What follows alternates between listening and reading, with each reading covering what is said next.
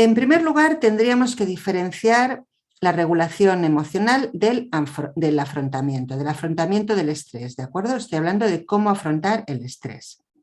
La regulación, digamos que es un concepto más amplio que el de afrontamiento y se refiere a todas las emociones, tanto las negativas como las positivas. El afrontamiento, en cambio, hace referencia a ese esfuerzo mental y conductual que hacemos para gestionar los agentes estresores. Digamos que el afrontamiento es la manera en la que tratamos de librarnos de las emociones negativas. La regulación emocional puede definirse de una manera muy sencilla. Es una habilidad que puede aprenderse y que tiene como objetivo manejar las emociones de forma apropiada. Y hay 3 elementos importantes para una buena regulación emocional. El primer elemento es comprender la relación entre la cognición, la emoción y el comportamiento, o lo que es lo mismo, lo que pensamos, lo que sentimos y lo que hacemos. El segundo elemento consiste en disponer de buenas estrategias de afrontamiento. Y el tercer elemento es desarrollar la habilidad de autogenerar emociones saludables. Y aquí muchos autores, en vez de saludables, dirían positivas. Ya veremos en siguientes módulos en qué se diferencian las emociones saludables positivas de las emociones saludables negativas y las emociones negativas y positivas saludables y no saludables, pero ahora no hace falta que nos compliquemos. Puedes utilizar autogenerar emociones saludables o autogenerar emociones positivas, lo que prefieras. Los estudios sobre este tema, ¿qué indican? Pues que las estrategias de afrontamiento más activas y más resolutivas son aquellas que implican una reinterpretación positiva de la situación. ¿Cómo? Pues, por ejemplo, mediante la reestructuración cognitiva, o sea, promover el cambio de mentalidad. Y las estrategias más pasivas o que implican centrarse demasiado en las propias emociones, como por ejemplo la evitación, la negación, la rumiación y el escape, por mencionar algunas, esas estrategias son las menos efectivas para afrontar el estrés. Y todo esto podría resumirse en la idea de que las formas de afrontamiento que resultan adaptativas son aquellas que consiguen disminuir el distrés fisiológico, mejorar la respuesta corporal, minimizar las reacciones emocionales subjetivas negativas y ampliar las positivas y algunos otros beneficios. Estos serían los principales. Entonces, el afrontamiento puede definirse como un proceso psicológico que se activa cuando en el entorno se producen cambios que no deseamos y que generan estrés, o bien cuando las consecuencias de esos cambios en el entorno no son las que nosotros quisiéramos.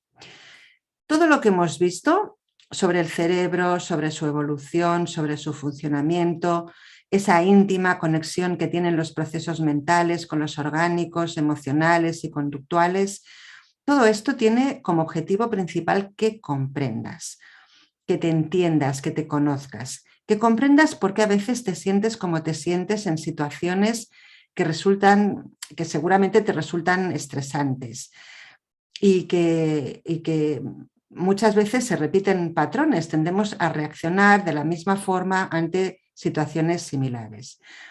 Y si este programa se llama entrenamiento mental, es precisamente debido a que ese entrenamiento es clave para resolver o al menos para atenuar en buena medida la perturbación emocional.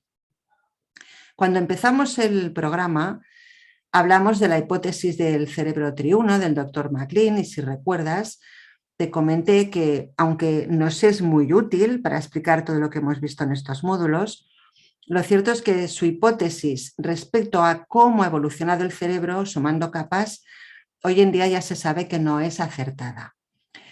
Esa hipótesis, la de MacLean, tuvo mucho furor, dio lugar a una labor investigadora muy fértil y durante décadas se ha basado en la asunción de que el origen de algunas emociones, como por ejemplo el miedo o la ira, tiene un sustrato biológico que está justificado por ese modelo jerárquico del cerebro. Pero desde hace varios años la hipótesis de MacLean no está exenta de controversias.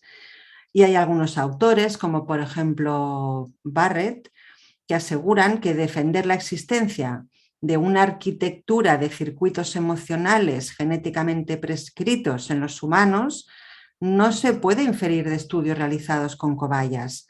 Los cerebros de los cobayas no son un modelo para la comprensión del humano. Y hay autores que han investigado muchísimo sobre la evolución del cerebro y sobre la hipótesis de MacLean, entre ellos Cesario, Johnson y Einstein, y estos afirman que la idea del cerebro triuno ya está sólidamente desacreditada.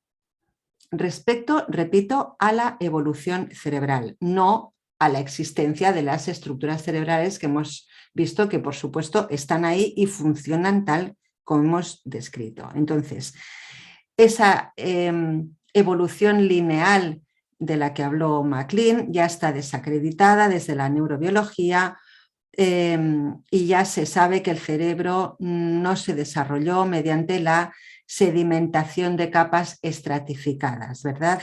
Reptiliana, límbica y neocortical. Eso hoy en día está considerado desde la ciencia como un mito. Y estos autores que te mencionaba, Cesario, Johnson y Einstein, en 2020 publicaron un artículo con un título muy divertido: Tu cerebro no es una cebolla con un diminuto reptil en su interior.